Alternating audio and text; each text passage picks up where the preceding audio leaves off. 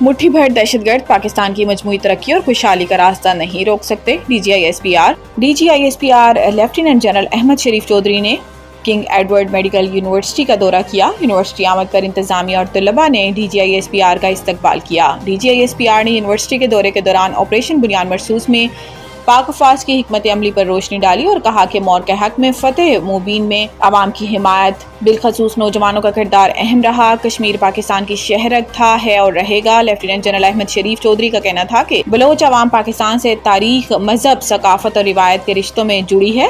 مٹھی بھر دہشت گرد بلوچستان اور پاکستان کی مجموعی ترقی اور خوشحالی کا راستہ نہیں روک سکتے۔ آئی ایس پی آر کے مطابق آپریشن بنیاد مرصوص کی تاریخی فتح پر طلباء و طالبات نے افواج پاکستان کو خراج تحسین پیش کیا اور طلباء و طالبات اور فیکلٹی ممبران نے ایسے مزید انٹریکٹیو سیشنز کے انعقاد کی خواہش کا اظہار کیا۔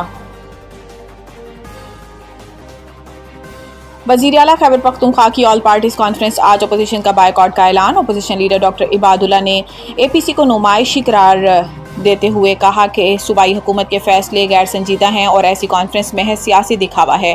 ان کے مطابق حقیقی مسائل کا حل پارلیمانی فلور پر ممکن ہے، نہ کہ نمائشی اجلاسوں میں۔ مسلم لیگ نون، جمعیت علماء اسلام، عوامی نیشنل پارٹی اور پاکستان پیپلز پارٹی نے متفقہ طور پر اے پی سی میں شرکت نہ کرنے کا اعلان کیا۔ عوامی نیشنل پارٹی کے صوبائی صدر میاں افتخار حسین نے اے پی سی کو بے مقصد مشق قرار دیا۔ دوسری جانب وزیر اعلیٰ علی امین گنڈاپور نے کانفرنس کے بائیکاٹ پر رد عمل دیتے ہوئے کہا کہ جو جماعتیں شرکت نہیں کر رہیں وہ در حقیقت صوبے کے مسائل سے لا تعلق ہیں۔ ان کا مزید کہنا تھا کہ امن عوام کے تعاون سے ہی ممکن ہے اور حکومت تمام سیاسی جماعتوں کو اعتماد میں لینے کے لیے کوشاں ہے۔ وزیر اعلیٰ نے واضح کیا کہ سینٹ انتخابات میں کسی قسم کی ہارس ٹریڈنگ نہیں ہوئی۔ انہوں نے کہا کہ سینٹ امیدواروں کی فہرست پارٹی بانی نے خود کی دی تھی اور عرفان سلیم کا نام بانی کے فیصلے پر فہرست سے نکالا گیا ہے۔ عافیہ صدیقی کیس، وزیر اعظم اور کابینہ کو توہین عدالت کا نوٹس بھیجنے کا معاملہ رک گیا۔ رجسٹرار آفس اسلام آباد ہائی کورٹ سے وزیر اعظم شہباز شریف اور وزراء کو توہین عدالت کا نوٹس بھیجنے کا معاملہ وقتی طور پر رک گیا۔ رجسٹرار آفس ذرائع کے مطابق جسٹس سردار اعجاز اسحاق خان کے آفس سے 16 جولائی کو نوٹ آیا تھا کہ وہ 21 جولائی سماعت کریں گے۔ ذرائع رجسٹرار آفس کا کہنا ہے کہ جسٹس سردار اعجاز اسحاق خان کے نوٹ سے پہلے ہفتہ وار روسٹر جاری ہو چکا تھا، اب اس میں ترمیم ہونا تھی اور پھر کاز لسٹ جاری ہونا تھی۔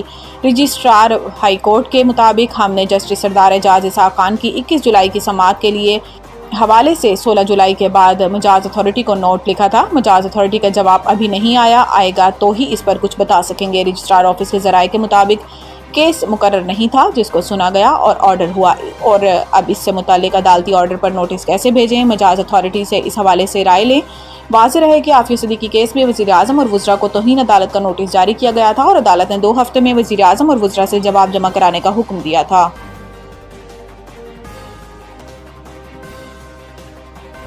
سستی بجلی کی امیدوں کو دھچکا، آئی ایم ایف نے وزارت توانائی کا اہم پیکج مسترد کر دیا۔ ذرائع کے مطابق وزارت توانائی کے اعلیٰ حکام مارجنل پیکج پر آئی ایم ایف کو قائل کرنے میں ناکام رہے، جس کے باعث یہ اہم منصوبہ فی الحال تعطل کا شکار ہو گیا۔ تاہم حکام کا کہنا ہے کہ اس پر دوبارہ بات چیت اگلے اقتصادی جائزہ مذاکرات میں متوقع ہے۔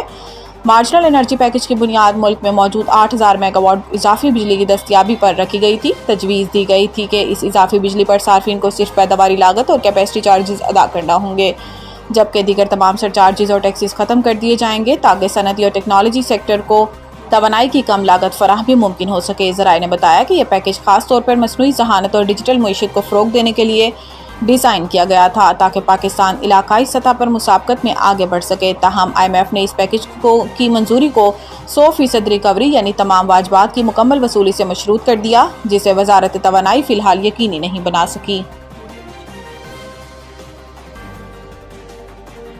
اسکردو میں ایک اور کلاؤڈ برسٹ، سیلابی ریلے کی زد میں آ کر 49 مکانات، 20 دکانیں اور 2 مساجد مکمل طور پر منہدم ہو گئیں۔ سب ڈویژن ڈیگونی میں بھی شدید بارشوں کے باعث ایک مکان کی چھت گرنے کا واقعہ پیش آیا، جس کے نتیجے میں ایک لڑکی ملبے تلے دب کر جاں بحق ہو گئی۔ متاثرہ علاقوں میں امدادی کارروائیاں جاری ہیں، تاہم دشوار گزار راستوں اور منقطع رابطوں کے باعث ریسکیو کاموں میں مشکلات درپیش ہیں۔ یہ حادثہ ایسے وقت میں پیش آیا جب 2 روز قبل ضلع دیامر میں بھی کلاؤڈ برسٹ کے بعد سیلاب اور لینڈ سلائیڈنگ نے تباہی مچا دی تھی۔ اس واقعے میں لودھرا سے تعلق رکھنے والے ڈاکٹر، ان کے دیور اور سسر جاں بحق ہو گئے تھے، جبکہ ان کا بیٹا تاحال لاپتہ تھا۔ امدادی ٹیموں نے فوری کارروائی کرتے ہوئے 200 سے زائد سیاحوں کو ریسکیو کر کے چلاس منتقل کیا تھا۔ دیامر میں 8 کلومیٹر طویل رابطہ سڑک بھی تودوں کی زد میں آ کر تباہ ہو چکی ہے۔ شدید بارشوں اور سیلاب کے باعث ملک بھر میں ہنگامی صورتحال ہے۔ متاثرہ علاقوں میں فوری امدادی کارروائیاں اور بحالی کے اقدامات کا مطالبہ زور پکڑ رہا ہے۔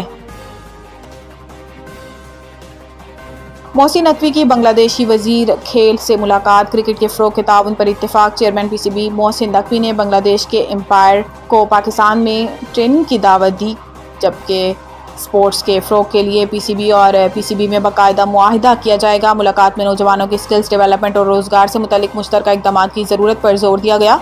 اعلیٰ تعلیم، اسکالرشپ پروگرامز اور تعلیمی میدان میں ایک دوسرے کے تجربات سے فائدہ اٹھانے پر بھی گفتگو کی گئی۔ سولر انرجی میں جدت اور باہمی تعاون بڑھانے کے حوالے سے بھی بات چیت کی گئی۔